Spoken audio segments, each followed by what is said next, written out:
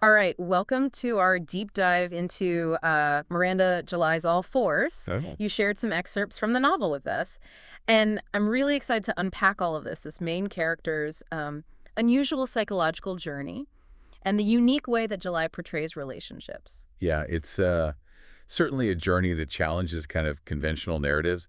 The main character is referred to only as I. Hmm. She's a 45-year-old artist grappling with some pretty complex relationships were dropped right into her internal world. Hmm. And it's immediately clear that she's yearning for something more. I love how July uses that lack of a name to really pull us into I's perspective, almost like we're inhabiting her thoughts directly. But even without a name, her relationships feel so vivid. There's this push and pull in her marriage to Harris. It's intimate, but also strangely distant.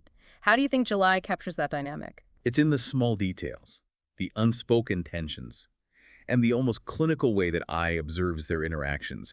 You get the sense that there's a deep love there, but it's been dulled by routine, maybe even resentment. It makes you wonder, what happens when intimacy becomes too familiar? And then there's Geordie, this close friend who seems to encourage I's exploration of unconventional ideas, especially when it comes to self-help and challenging societal norms. They have this almost conspiratorial bond, like they're both searching for something outside the mainstream. Yeah, Geordie is almost a catalyst for I's journey, pushing her to question her assumptions and explore new ways of thinking. They represent that yearning for something more, that feeling that there must be a different way to live and connect with others. And speaking of unconventional, we can't forget I's complicated family dynamics, a mother who once tried to strangle her, now distant and mocking, and a father riddled with anxiety and criticism. That's a lot to unpack. How do you think these early relationships shape I's worldview? There's definitely a sense of unresolved trauma there, a feeling that I is still trying to make sense of these early wounds. It's almost as if she's internalized her mother's coldness and her father's anxiety, creating this internal landscape of insecurity and a constant need for validation. So when I makes that impulsive decision to stay at a motel in Duarte instead of going to New York for her 45th birthday, it feels like a breaking point, almost a subconscious cry for escape. Absolutely. It's a rejection of the expected, a detour from the life she's supposed to be living. And it's in this unexpected setting that she encounters Davy, the young man at the Hertz car rental. And their connection is so fascinating. It develops through these walks where they share an appreciation for the mundane details of life, things most people wouldn't even notice. What do you think July is trying to convey through this unusual dynamic? It speaks to I's longing for genuine connection, a connection that's stripped of pretense and social expectations. In Davy, she sees a kind of innocence, a purity that she finds both alluring and frustrating. It's almost as if she's trying to recapture a lost part of herself through him. But as we know, things get complicated. I becomes fixated on Davy, renovating the motel room with that luxurious pink bedspread and the star-patterned tiles. It's almost like she's creating this fantasy world, this stage for their unusual connection to play out. And what's interesting is how she tries to rationalize her growing obsession. It's as if she knows it's irrational, maybe even self-destructive. But she can't help but be drawn in. It speaks to the power of desire and how it can distort our perceptions and lead us down unexpected paths. And then the bombshell drops. Davy is actually involved with Claire, the wife of the motel owner. That's a pretty big wrench in Aya's plans. What do you think this revelation does to her psychologically? It shatters the illusion she's so carefully constructed. Suddenly, she's forced to confront the reality of this situation. The fact that her perception of Davy was based more on projection than on who he truly is. So when Aya returns home, she's left grappling with this jarring experience, trying to reconcile the intensity of her time in Dorte with the mundane reality of her everyday life. It's almost like she's trying to integrate two completely different realities. And that struggle, that sense of dissonance, becomes a driving force for the rest of her journey. It makes you think, can we ever truly go back once we've stepped outside the boundaries of our comfort zones? Yeah, it's like Tamil. She's brought a piece of that desert heat back with her, and it's slowly seeping into every aspect of her life. We see it in the way she starts pushing her physical boundaries with weightlifting, as if she's trying to exert control over something, maybe even her own chaotic emotions. Yeah, I found that so interesting. It's almost like she's building a physical armor to protect herself from the emotional vulnerability she experienced with Davy. Exactly, and it's not just physical strength she's seeking. Remember Audra, the woman who reveals her past relationship with Davy. That encounter adds another layer of complexity to our perception of him. Right. Suddenly, Davy isn't just this innocent young man anymore. He has a past, a history with other women, and that challenges the idealized image I had created in her mind. And it forces her to confront her own patterns. Is she truly drawn to Davy? Or is she attracted to the idea of him, this fantasy she's projected onto him? Yeah, it makes you wonder if I is really seeking connection, or if she's drawn to the intensity, the drama of these fleeting encounters. And speaking of drama, let's not forget about the implosion happening in Aya's marriage. Harris becomes increasingly distant, even sparking suspicions of an affair with a pop star. Talk about adding fuel to the fire. It's like everything in her life is unraveling simultaneously. Her marriage, her obsession with Davy, her own sense of self. How do you think July uses these parallel breakdowns to explore I's psychological state? It creates this sense of claustrophobia, a feeling that I is trapped in a cycle of longing and disappointment. She's seeking validation outside herself, from men who are ultimately unavailable, and it's slowly eroding her sense of worth. And it all comes to a head with that emotional breakdown. But even in that moment of despair, she finds a fleeting connection with Davy through a dance performance. That scene is so powerful. It's a nonverbal expression of everything they haven't been able to articulate. And for a brief moment, there's a sense of understanding, a shared vulnerability that transcends words. But of course, it's not meant to last. I learns that Davy has moved to Sacramento, solidifying the end of their chapter. It's almost a relief, isn't it? Like a clean break that allows I to finally move on, even if it's painful.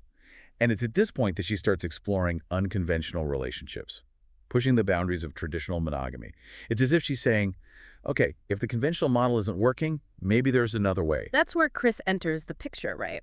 And their dynamic is so interesting. It starts as a purely physical relationship, but it quickly evolves into something more complex. There's a power imbalance there, but it's not always clear who's in control. Exactly.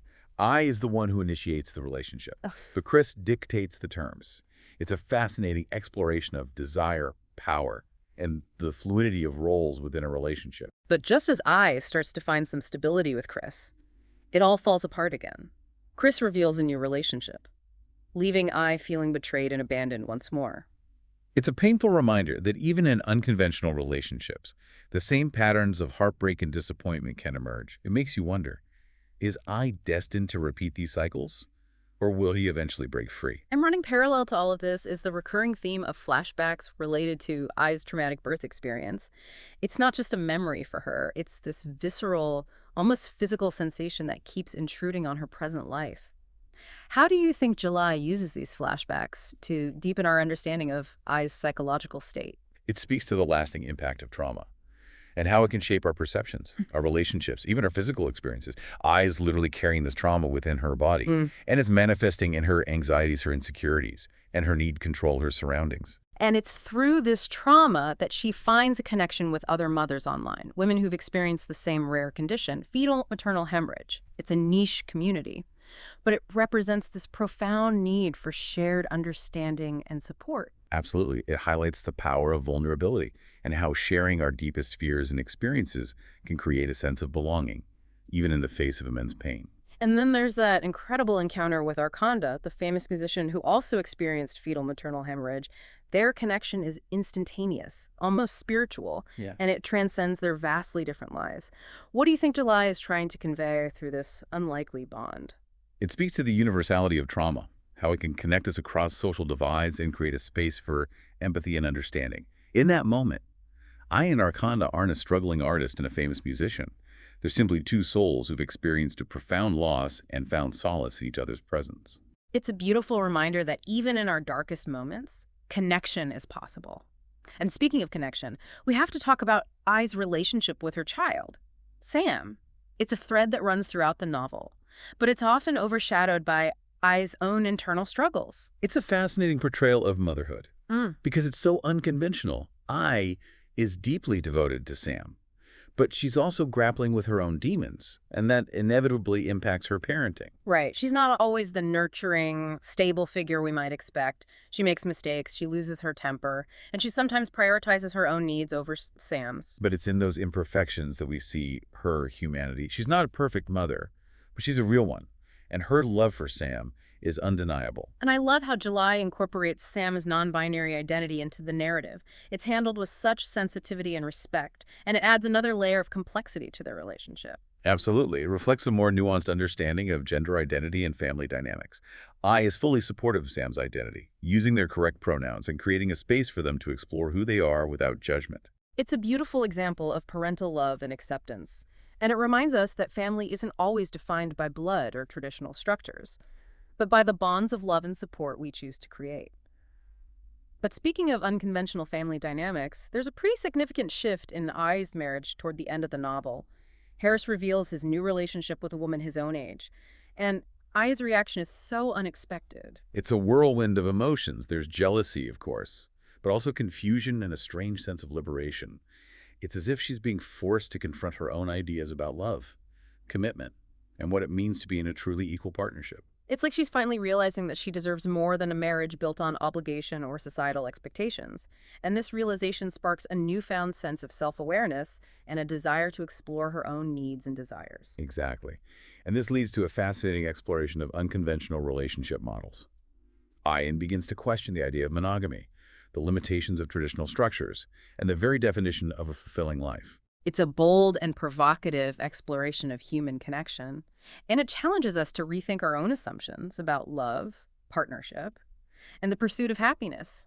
It feels like I is on the verge of some sort of breakthrough. Like all these experiences, both painful and liberating, have brought her to a point where she can finally shed the expectations and embrace her true self. Yeah, so she's finally letting go of the need to control everything, to force her life into a predetermined mold. She's starting to understand that true freedom comes from accepting the messiness, the uncertainty, and the kinds of evolution of who we are. And speaking of letting go, there's that incredible scene where I goes to see Davy perform years after their intense encounter in Duarte. He's a successful dancer now, far removed from the young man she once knew. What do you make of that final encounter? It's a moment of reckoning, a full circle moment where I can finally confront the ghost of her obsession. She sees Davy not as the idealized figure she created in her mind, but as a flesh and blood human being living his own life, a life that no longer includes her. And there's a sense of peace in that, isn't there? Like she's finally releasing the grip that Davy had on her and everything he represents for so long. Absolutely. It's a powerful act of surrender, a recognition that some chapters in our lives are meant to be closed, no matter how intense or transformative they may have been. And as she watches Davy dance, she describes her soul as big and new. What a beautiful image. What do you think that signifies for her? It speaks to a profound sense of growth and expansion. It's as if she's shed a layer of skin, revealing a more authentic, more resilient version of herself. She's no longer defined by the past, by her relationships with men, or by the expectations of others. It's a powerful message about the transformative power of self-discovery. Even after all the heartbreak, the uncertainty, and the questionable choices, I emerge as stronger, more whole, and more at peace with who she is. And that, I think, is the ultimate takeaway from all fours. It's a reminder that life is messy, unpredictable, and often painful. But it's also a journey of growth, resilience, and the constant unfolding of our own unique potential. It's a story that stays with you long after you finish the last page.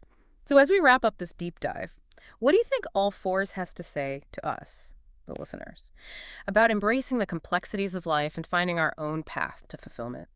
I think it encourages us to question our assumptions, to challenge the societal norms that limit our potential, and to be open to the unexpected detours that life throws our way.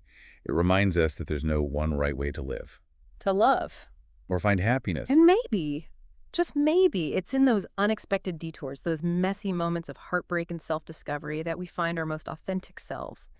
Thank you for joining us on this deep dive into Miranda July's All Fours. We hope it sparked some new insights, some thought-provoking questions, and maybe even a little bit of hope for the messy, magnificent journey that is life.